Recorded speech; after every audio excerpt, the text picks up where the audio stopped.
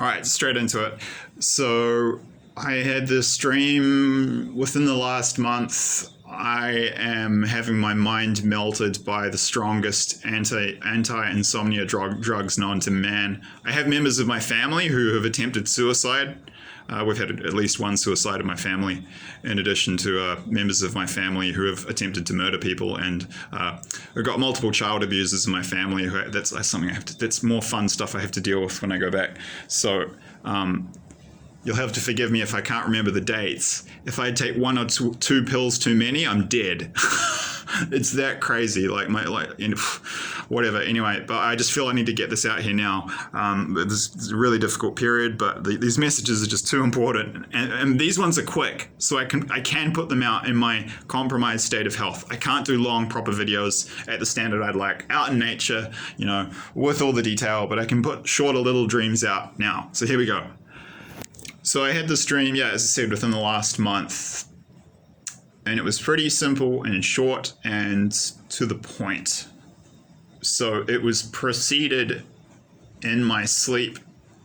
I'm someone who dreams pretty much every night, and I dream very vividly, and I almost always remember my dreams, in many cases for days after. So I've always dreamt.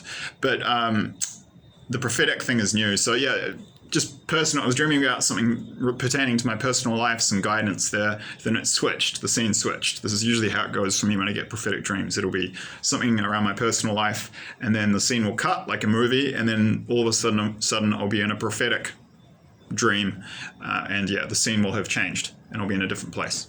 So it was somewhere in New Zealand in the part before this prophetic dream warning of World War III section of the dream. And then the scene cut, and I was in Portugal, and I was standing in Lisbon, the capital city of Portugal, and I was with a woman. She would have been in the late 20s. She had kind of reddish black hair, and she, as a young woman and an individual, represented the nation of Portugal, and she had this kind of melancholic, sad look on her face. Oh, and I'm getting full body chills now, Holy Spirit chills. And she said, they've reached Lisbon. And then she didn't say it. I got it downloaded to me. Yeah, it's over. The war in Europe is finished. The Axis forces, they've taken all of Europe. Europe's fallen. And I don't know what Lisbon looks like. I'm actually mostly Spanish, but I haven't been... I believe in past lives. I believe I've had many past lives in Spain. I haven't been to Europe this lifetime yet. So I haven't been to Spain. I haven't even been to Portugal. So I haven't been to Lisbon. I don't know what it looks like. But in the dream, we were standing on the waterfront in Lisbon, and there were seagulls flying around, and I could see traditional older style Portuguese buildings off to my right, and the sea was off to our left, and the woman is standing in front of me. And there was the sense of, I won't say the word, because I try to keep my language clean, and it's,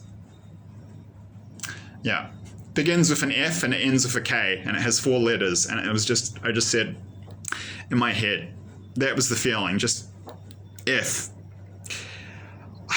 Because I'm mostly Spanish, and by extension, if Lisbon has fallen and all of Europe has fallen, it means that Spain had fallen. Of course, it meant the stream was saying by extension that both Spain and Portugal had been invaded, defeated, conquered, and we're now under occupation by the forces of the Axis in World War III. So we're going to lose. That's what God showed me. I had an earlier dream, I'll put a link in the description box below, where God showed me American, Spanish, and Indonesian armies reorganizing, regrouping, and massing to use the Pyrenees as a strategic choke point to defend the Iberian Peninsula. Of course, you could easily flank that by having landing troops from naval ships, in the Atlantic to the north, in the Spanish autonomous regions of the Basque Country, Cantabria, Asturias, and Galicia, or in the south along, the Costa del Sol of Valencia. You could just go around by sea, but they were massing behind the Pyrenees to use the Pyrenees as a force multiplier in their military strategy, have the high ground to defend against, God showed me actually Pakistani armies as part of the Axis forces. But part of the theme of that dream is just that there will be an absolute tsunami, an absolute swarm, a horde of humanity. At this stage in the war, I don't know, it's like, what can I say? I try not to take sides, and it's just weird to see karma playing out on a collective level.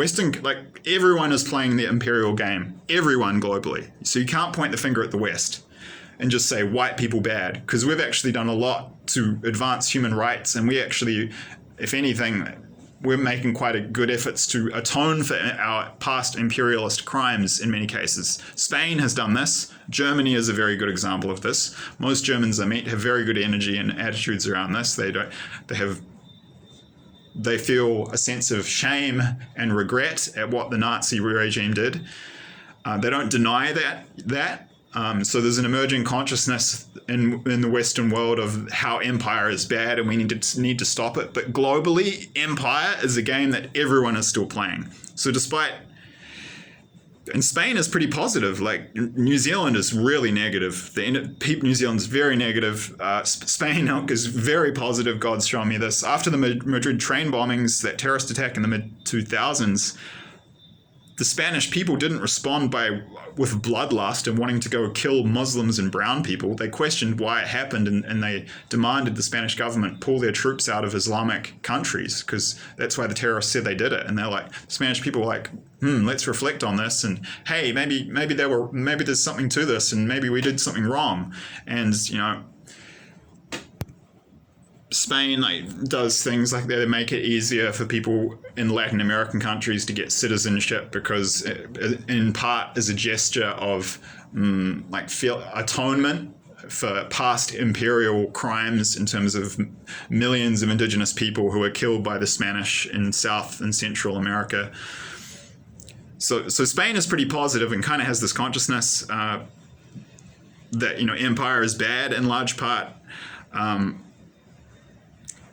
And that arrogance and hubris and sin and pride is so much worse in the UK, United States, Canada, Australia, New Zealand, and Israel, the Anglo-Zionist empire, than in Europe. Europe is much better, but they're not going to have any choice. They're going to be forced to fight in World War III whether they want to or not, because the US is an empire and the European countries are just vassal states of the United States under NATO.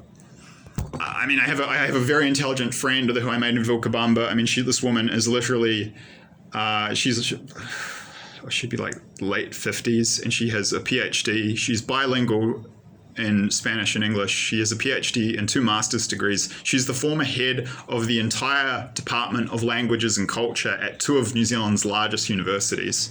She got fired from her job because she refused to take the jab. And brilliant woman. And she knows people kind of high up in Spanish society. And like a lot of the Spanish generals, apparently, they're really anxious and they know that World War III is coming. But there's nothing they can do to stop it, because the Americans are forcing them. Like, they don't have any choice. They're going to go into World War III whether they want to or not. They're going to be forced by the US. Like, NATO is an empire. Europe's not free.